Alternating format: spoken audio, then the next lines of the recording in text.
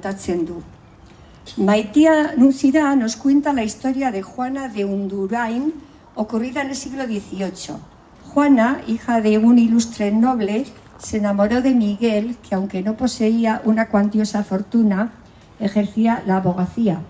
Sin embargo, no era del agrado de su padre, por lo que la encerró en un convento de monjas confiando que su hija cambiaría de opinión.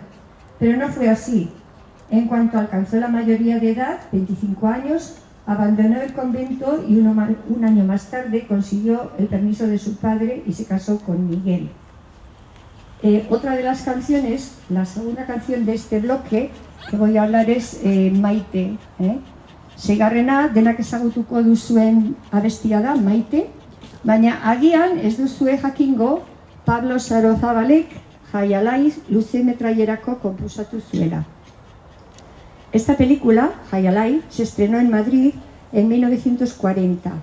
La canción original fue escrita en castellano por Federico Romero y Guillermo Fernández, lo cual no nos extraña viendo la fecha en la que se estrenó, justo después de la guerra. Ondoren ordea, 1955ean, Sorozabalek partitura gaztelaniaz eta euskeraz argitaratu zuen. Eta euskerako letra Nemesio Etxanizena da. Nemesio Etxaniz apaiza zen, baina lan asko egin zuen euskeraren alde, kanta asko idatzi zituen, eta baita ere idazten zuen, lagundu egitezun letrak osatzen eta da.